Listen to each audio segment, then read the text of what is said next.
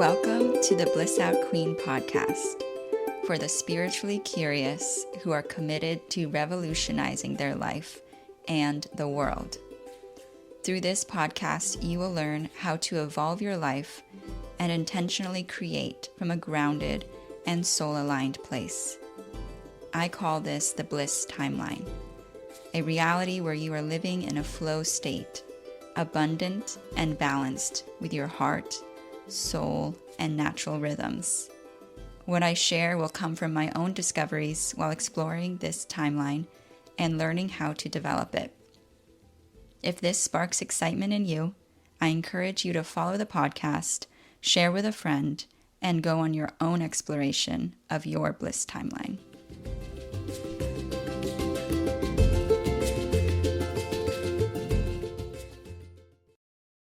Hey, Jose. How are you, Erika?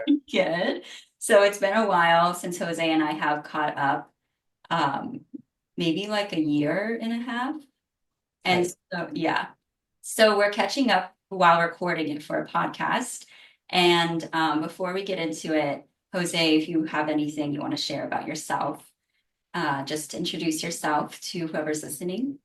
hmm so my name is Jose Rodriguez, born and raised in Colombia, then found myself in the States when I was 12 years old. I did a bunch of beautiful things. I became a dive instructor, beekeeper, permaculture consultant. I moved to Vermont, which is where I met you. And that journey took me to start my own business. I wanted to do something different, something that has been calling me. And that's where I started Ravenmayte. It's now been a year and a half since I started that business. And it's evolving and growing and changing and it's it's going. Amazing. Thank you. So since we last spoke, you moved, and I'm curious. So I'm excited to hear about what inspired the move because I have some personal things to share afterwards, but I'm curious why you moved. Oh, why did I decide to move? So I All was of a in a sudden relationship. you're in a different, different country, and Yeah, I was in the States. Yeah, I was in Vermont and I was living there for 3 months. I mean, 3 years. But I don't know. I think part of me, of who I am, my culture, I was feeling drained. I was feeling alone, even though I had a relationship. I was in a relationship there with somebody. And I don't know, it didn't feel like the right place. However, what really pushed it was the breakup with my partner, ex-partner, was that breakup that made me feel that I needed to go somewhere else, somewhere where I could feel that I knew something about me or something about the culture. So I decided to check out Colombia, even though I haven't lived there in 22 years. And I came here in August, seeing how it felt, see how my body felt, seeing how it would feel for me here, the people. So I came here in August for a month, or I think 2 weeks, 3 weeks. Checked it out, felt that it felt right. So I decided to move to Colombia in October. that's awesome. Um, Yeah. yeah, so the reason why I ask is because I've been feeling a draw to Peru. Mm-hmm. And I have roots there with my family. Like I went since I was 3. I think we talked about it before. Yes. Yeah. So I haven't been since 2017, I think, 2018. Mhm.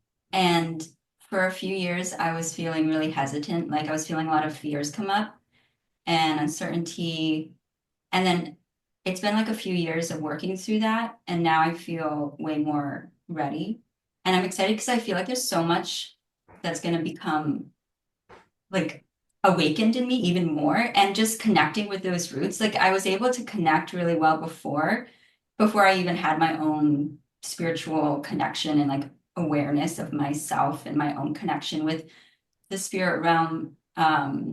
So I'm really curious to see what happens. So that's why I was wondering, like, has anything come up for you while you've been there that, back to your roots? Uh-huh. So much. Oh my goodness, so much. My mom just came to visit me.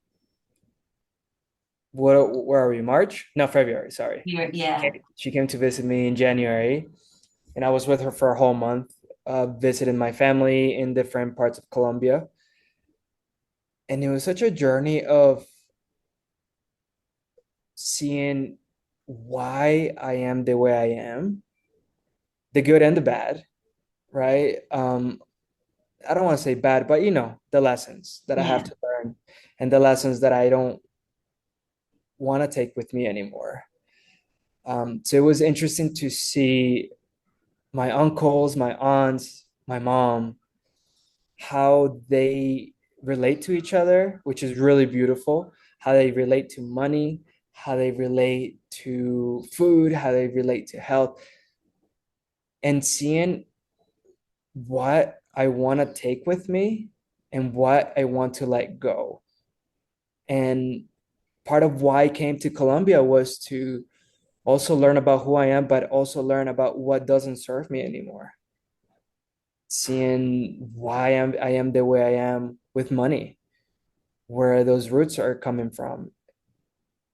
So it was interesting to look at it and look at it from a different perspective with curiosity, but also with a lot of, oh, I see that and I don't want that to be part of my life anymore. And it was a lot of that actually. It was more about what I don't want to be part of my life anymore and to change it consciously, even though I'm still in the process of being aware of that. But it was a beautiful mirror. So a lot has come up for me. A lot of, even when I go to the gym and I walk and I see people, there's a lot of happiness. There's a lot of humbleness and community, which is a huge part of who I am. But there's also a lot of alcoholism. There's a lot of poverty in when I say poverty, I mean it financial poverty. And I see how they relate to who they are because I see how they eat, I see what they drink, I see how they dress too.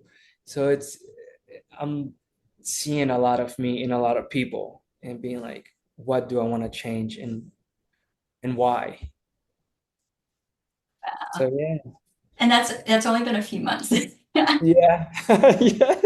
It's crazy. It's crazy when you do that jump, how life moves fast and slow. It's like you go through a portal and God is like, you wanted to come here for a reason because you had a question. Let me show you what it is. Let me show you the answers to your question. So the time like expands, but you go through so much. And it's only been, yeah, 4 5 months. Wow, that's impressive. Yeah, I feel like I've been doing something similar with living at home with my parents and my sister, Hmm. and close to my other sister just down the street. And it's now been a year and a half. So I feel like I was brought here without like, in a way, obviously I chose it because I create my reality and probably my higher self was doing it, but yeah, as soon as I got here, I wanted to leave.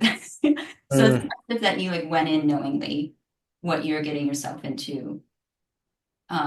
And I think that's part of why I've been scared to go back to Peru is because there's been such a disconnect with my Peruvian family there and feeling guilt about like just a lot of shadows around the dynamic because there's alcoholism and relationships around money and there's like a fractured relationship between my dad and his brothers and um, yeah, feeling guilty that where they're at and maybe that I have to offer something or that I might be taken advantage of, which is strange, Hmm. you know?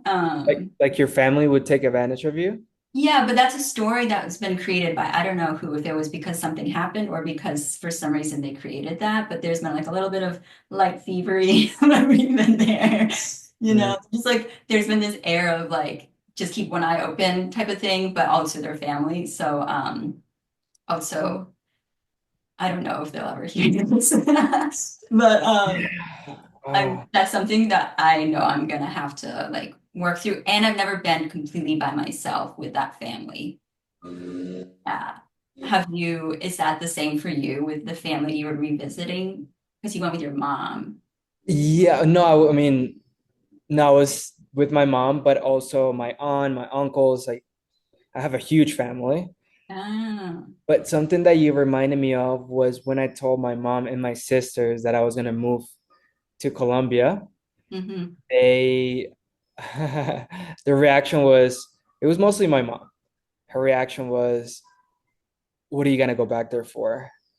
Are you gonna go back there to suffer, for people to steal your money, for you to get robbed, for you to not be safe?" It was a lot of that because one of the reasons why we left was due to that. So when my mom said that, I had to really create boundaries on no, no, like that's your story. That's, I'm sorry you went through that, but I'm going there for a different reason. I'm going there to give space and time to myself, to my business, to give an opportunity for my business to grow, to live a different life, to live a rich life, because that's what I wanted to come here for, to live a rich life. That's my intention. And when I mean by rich, yes, financially, but also culturally, emotionally, allow the space for me to be more creative, all of that. So like the word rich, all of it with food. I love the food here. So just really having to put boundaries with the people that I love to create something new for me, something that maybe my family didn't give me when I was younger. They gave me a lot of love, a lot of experiences, incredible experiences. But financially was always a little struggle. A lot of baggage. Yeah, yeah, there was that, a lot of that. Yeah, So, amazing. Yeah, there was a thought I had when you were talking. Oh, Vermont. Yeah, Vermont doesn't have as much to offer, so I can see why you were feeling kind of like that loss of that richness because like when I went to Mexico last year, yeah, I don't know if you knew or you saw on my Instagram. no.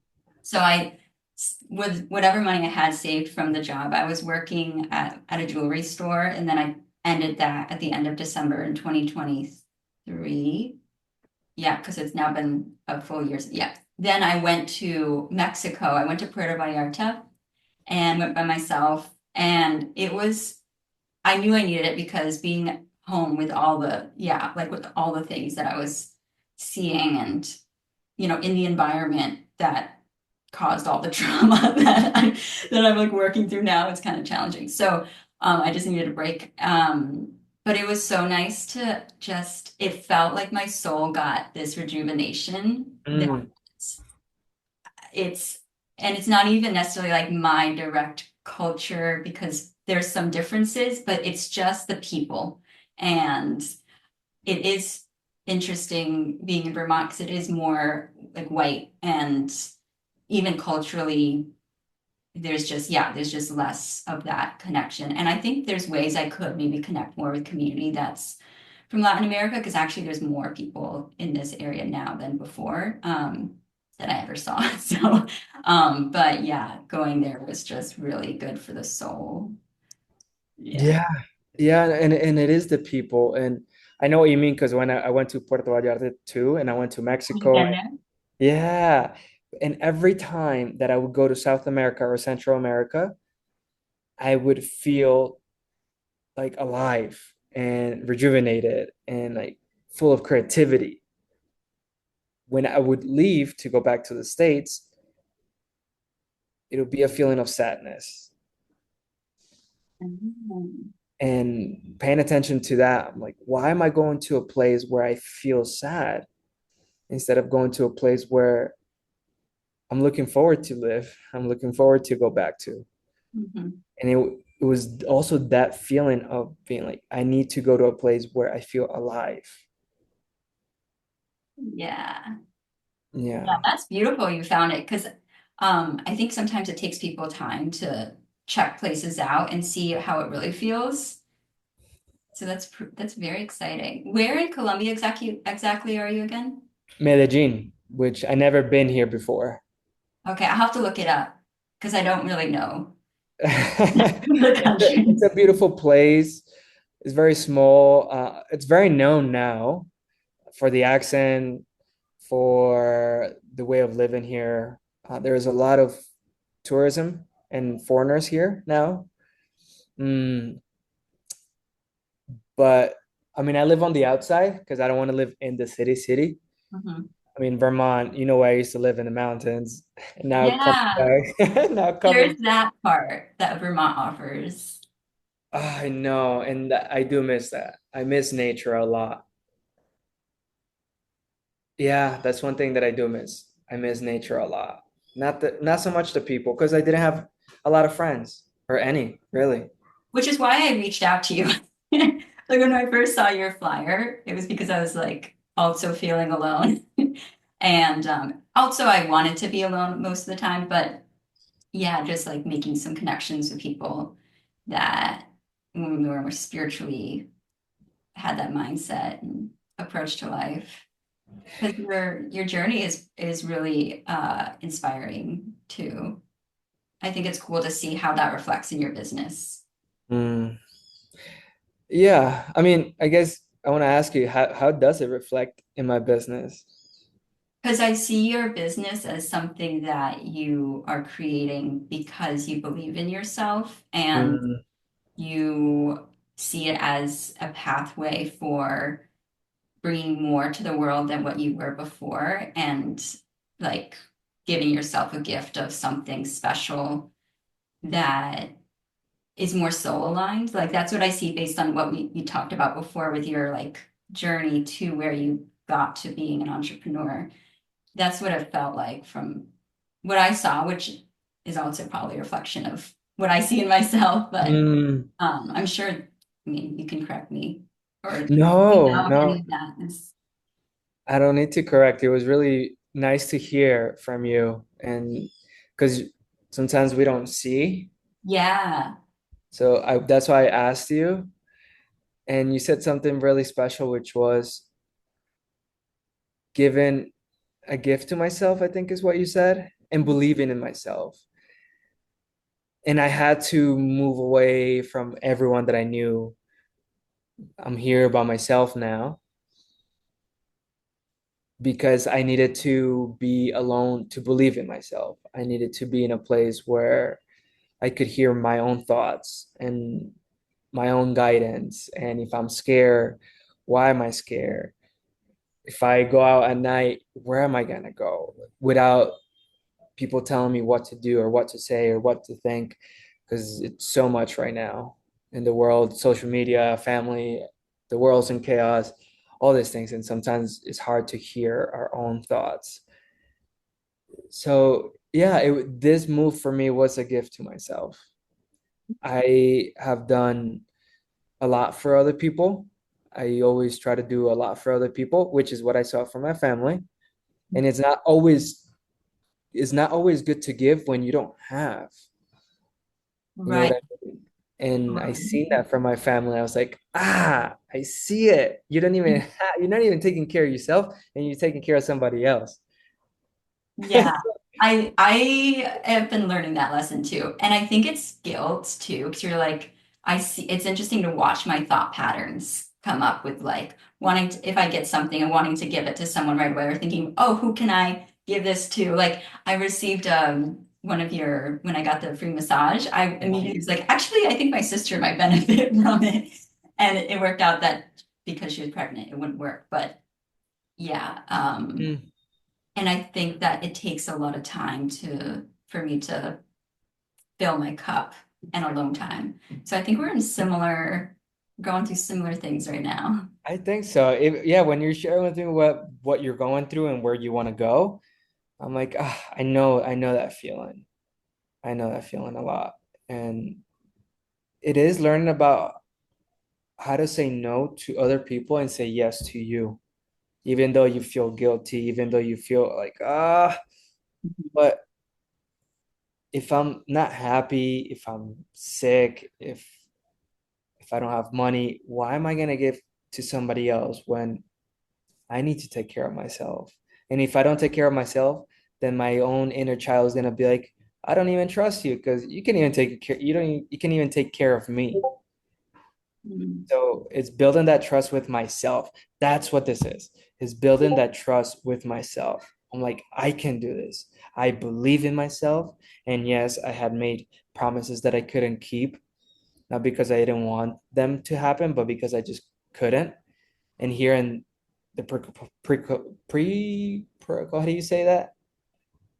I don't Pre know. There could be precaution. anything after pre. Here in the words, I can't believe I can't remember that word. Preconceived? No, pre-precautions, Percussion. precautions, Repercussions. repercussions. Thank you. The repercussions of not bringing those promises to reality. And those words can bring you down a lot. Yeah. Yeah. So is coming here and giving myself a space to believe in myself again. Yeah. That's great. Yeah, I think that's kind of what I've been doing too, without having to like figure out how to pay my bills just yet, luckily. Yeah. Yeah. And that journey of like money is it's such a it I think do you think it's a spiritual practice? Yes, I think it's like it's a mirror, like everything.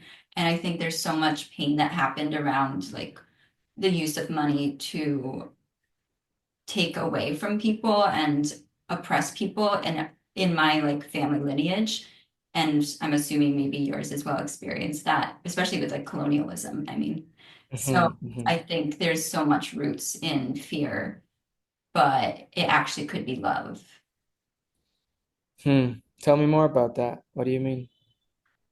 Like if you were to experience a relationship with money that's based in love and your connection, your loving connection with it being what attracts it to yourself, Mm. that's what I've been working into believing and that's enough. It's just tough when I don't see that like those moments or that belief like showing up then in ways that would actually help me move into my own place or buy my own groceries. But it's tough because it is layer by layer and it feels like each layer I'm like, is this the last layer? Because it's you know what I mean? Because there's just so much that it still hasn't happened yet, but I know it will. But at the same time, a part of me doesn't believe it because I haven't seen it. So it's like believing Oh, that thing that, yeah, that you kind of have to, yeah, it's tricky to believe in to begin with. oof. Yeah. And I resonate with you a lot because it is hard to believe it when you don't see it and you want to believe in it and you want to be like, I do love you, money, and I want to do a lot of good things with this money, and it doesn't come right away. Right. It doesn't show. It's like, what? No, I know, and it's hard because it's such a journey of like you want to spend money on groceries or you want to invest money on groceries because you need to eat, and sometimes and to change it from that feeling of like oh to yes, Abundance. Yeah. yes. And when you don't have money, it's hard to be like, yes, because the feeling is like, oh, okay, I'll figure it out. Yeah.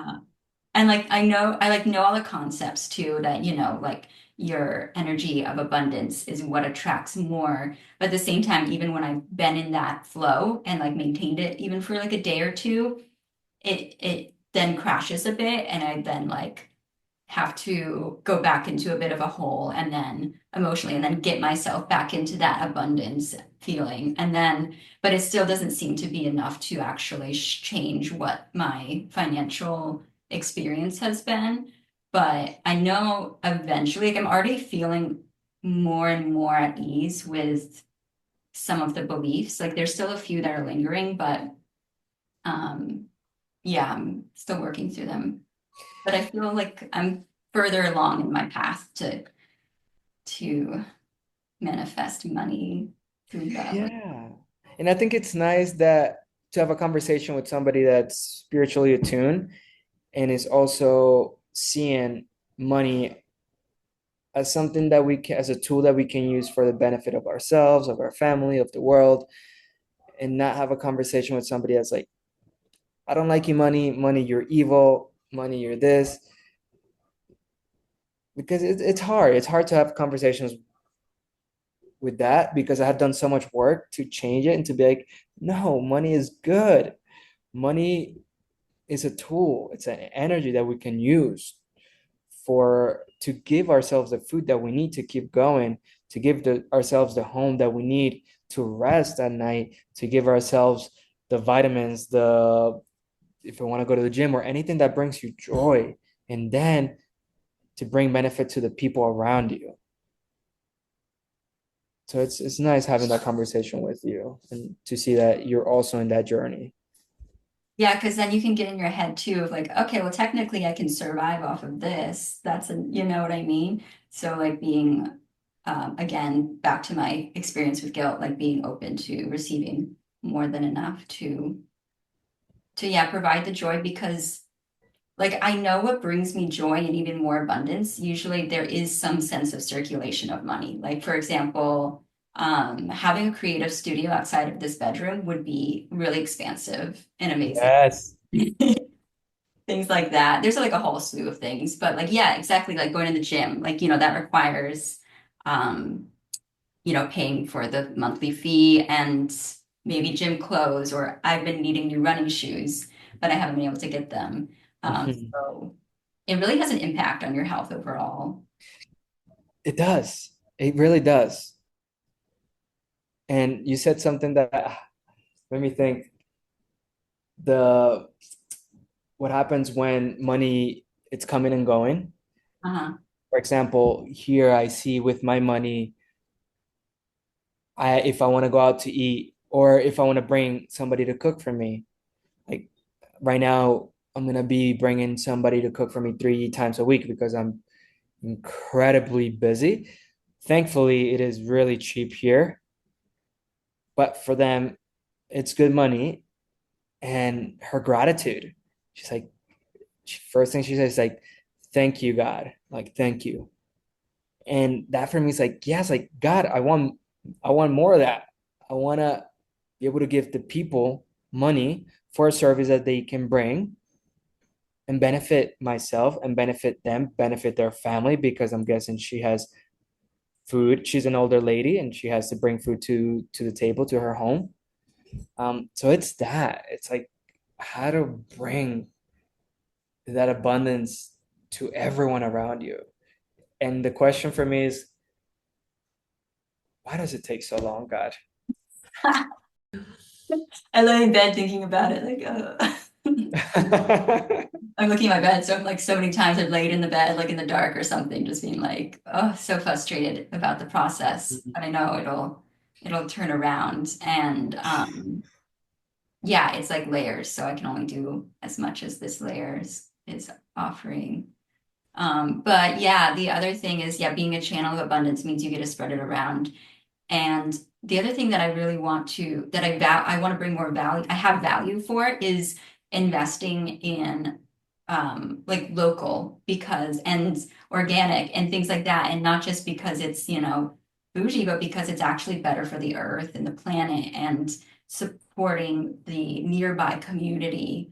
And with sometimes those prices are more than what you'd find at like the mass, you know, produced farms, you know, that are shipped into your grocery store. So there's other parts of it that really have an impact, like the more we're able to accept. and receive more money, we can do that type of thing as well. Hmm. Yeah, and now I'm wondering, what is the secret? What is the secret to that? Because I think a lot of us are asking that question. A lot of us that are starting a business, that are moving somewhere else to start something new, that believe in this manifestation, that believe that we are getting closer to that outcome that we want so bad. But the question is always like, what is the equation? What are like, how do we get there? You know? Yeah.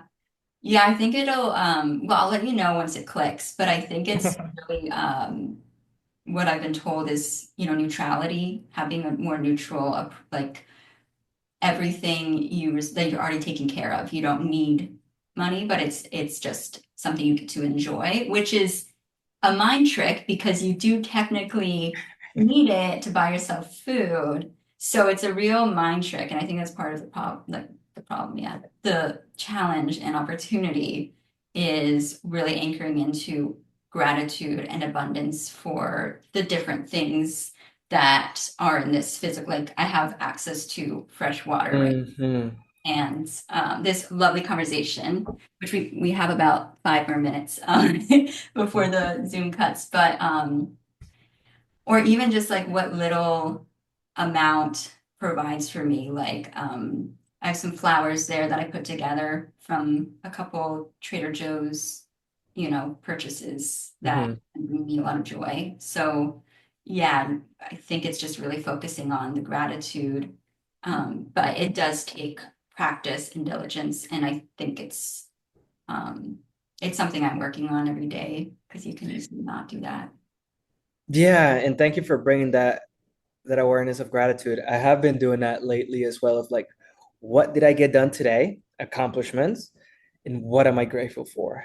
And it does change my energy because I can focus a lot on my to-do list and on the 1,000 things that need to get done. But when I do focus on the accomplishments, even if they're tiny, it feels good. And like you just mentioned, water. Oh my God, absolutely water is something that it's crazy that we're having to buy right now when it used to be free. And it's such a beautiful energy that we have. So gratitude, bring gratitude into our daily routine. I think it does help, even if it gives us like a little of like space just to feel different than what we have felt throughout the day. And there was one last thing that I was listening and the idea came up to share. Um, well, it's gone now. So um, you're welcome to come back. It's gone. Oh, this is what it was. It's lately what I've been doing is as you become more and more aware of like, okay, I'm just like here having a human experience, just like being less attached to the human experience and more like, I'm chilling. Like this is what I wrote recently. I'm representing my ancestors. Like I'm here representing, different spirit guides that I'm connected with. And a lot of this is just to experience and enjoy. So seeing each day as like a new day to experience with fresh eyes, as like knowing that you are a soul in like a human body has been helping me to not get stuck in like a depressive cycle. Hmm. I like that. When you said that, it made me think of what if one each day is you're embodying an ancestor, a different Mhm. ancestor. It's like, okay, this ancestor come through and let me show you and let That's me a fun one. well, you made me think of that. I'm like, okay, yeah, like each day I am somebody new. But what if I do it with more intention on like who do I want to embody and why do I want to embody that ancestor? It could be to heal a part of myself. It could be to channel their energy that I need in that moment. Yeah, so that could be a little fun thing that we could try. Yeah, fun game. Yeah, yeah. Well, this has been a lovely conversation, and yeah, we can chat more later, but thank you so much for also reaching out to invite this idea of joining the podcast for an episode. Absolutely. When I saw you were doing, I was like, I want to be part of it. Yeah, this is cool. It could be inspiring for me to continue recording conversations with friends. Yeah, a conversation with friend. I like that. That's a Yeah, good title too. I don't know if you have a title, but true, true. I could do that one. conversations with friends. Yay. Yeah, because we need friends. Yeah, We need friendship. friends. Yeah, and we need to talk to friends about the things that we're going through, you know? Because sometimes we feel alone.